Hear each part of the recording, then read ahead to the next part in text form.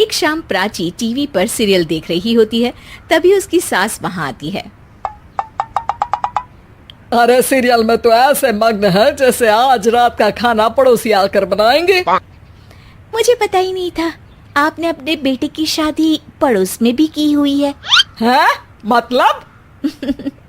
मतलब इस घर में सारा काम बहू ही करती है, आप तो सिर्फ खर्राटे मारती हैं।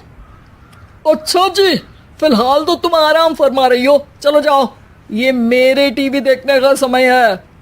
आहा, इसीलिए मुझे भगाया जा रहा है। सॉरी, अब तो बिल्कुल नहीं जाऊंगी।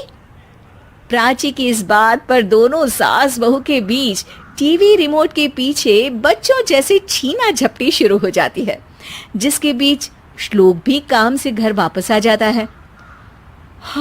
आज मेरी चूहे बिल्ली की जोड़ी किस बात पर झगड़ रही है? अरे तेरे बीवी मुझे टीवी ही नहीं देखने दे रही। अरे तुम्हारी मम्मी मुझे खाना बनाने के लिए फोर्स कर रही है। अरे वाह, ऐसे बेतुके रीजन पर तो बच्चे भी झगड़ा नहीं करते। अरे मुझे कुछ मत बोल, सब इसने ही शुरू किया है। हाँ हाँ, जैसे आप तो बहुत दूध की धूली है ना। अरे बस दोनों चुप। प्राची जाओ, खाने की तैयारी करो।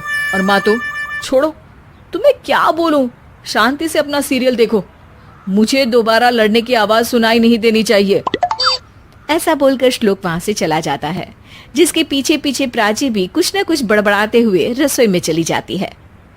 हाँ हाँ, सासू जी को तो कुछ बोलेंगे ही नहीं, बस मुझ पर ही हुक्म चलता है, खाना बनाओ, जैसे मैं इनके घर में खाना बनाने के लिए आई हूँ। इसी तरह शाम बीतती है और रात को श्लोक और प्राची की सास खाना खाकर सोने चले जाते हैं, लेकिन प्राची गुस्से में कुछ खाए बिना काम में ही लगी रहती है। इस घर में किसी को घंटा फिक्र नहीं पड़ता, मैं खाऊं या भूखी रहूं। प्राची कुछ देर के लिए रसोई से बाहर जाती है और जैसे ही वापस आती है तो वहां दूध का भरा ग्लास देखकर हैरान रह जाती है। फिक्र पूरी है, बस दिखाना नहीं है। प्राची दूध पीकर सोने चली जाती है और अगली सुबह एक बार फिर सास बहू का कार्टून नेटवर्क स्टार्ट हो जाता है। ये तुमने ही किया है। अरे अजीब जबरदस्ती है, मैं बोल रही हूँ मैंने कुछ नहीं किया। दोनों ने मिलकर पूरे घर को पागल खाना बनाया हुआ है। यहाँ कोई नॉर्मल इंसान तो रह ही नहीं सकता, इसीलिए अब पड़ोसी क्या रिश्तेदार भी घर आने से कतराते हैं। और सुन बेटे, तू भी चंगा, तेरी माँ भी चंगी, तेरी बीवी भी चंगी, रिश्तेदार। हाँ जी, आपको नहीं पता क्या, गंगाधर ही शक्तिमान है, रिश्तेदार ही। हाँ हाँ, बस समझ गया। कभी जानवरों जैसे लड़ेंगी तो कभी जुगलबंदी करेंगी। भाई मैं आप दोनों के बीच में नहीं फंसना चाहता। सास बहू की इस मनमौजी जोड़ी से परेशान होकर श्लोक अपना सिर खुजलाता वहां से चला जाता है। चलो अब मैं भी कीर्तन में जा रही हूँ।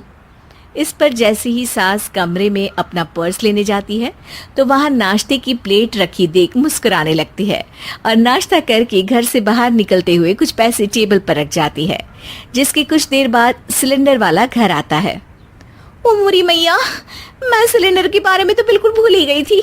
घर खर्च के सारे पैसे भी मम्मी के पास है और श्लोक से बोला तो उल्टा 4 बात सुनाएंगे। प्राची ये सोच ही रही होती है कि अचानक उसका चेहरा चमक उठता है और वो घर में आकर इधर उधर देखने लगती है। तभी उसकी नजर टेबल पर रखे पैसों पर पड़ती है, जिन्हें वो सिलेंडर वाले को दे देती है। ये सब श्लोक देख लेता है। अच्छा बेटे, इतना बड़ा घोटाला, सबके सामने मैं तेरी दुश्मन और पीठ पीछे तेरी मेरी यारी। इस पर श्लोक एक प्लान बनाता है और शाम को सब एक साथ बैठे होने पर बोलने लगता है। माँ, तुम दोनों की बहुत लड़ाई होती है, इसलिए मैं सोच रहा हूँ कि प्राची को उसके घर छोड़ाऊं, इससे वो भी खुश रहेगी और तुम भी। अचानक श्लोक की ये बात सुनकर सास बहू शौक से उसकी तरफ देखती हैं। अरे ऐसे कैसे घर छोड़ाओगे, मुझे कहीं नहीं जाना। अरे तुमने बोला नहीं पर मैंने सुन लिया, तुम्हें मम्मी के साथ रहना अच्छा नहीं लगता, मुझे पता है।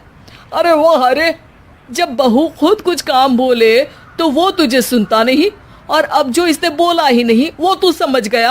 जब उसे नहीं जाना तो फिर जबरदस्ती क्यों कर रहा है?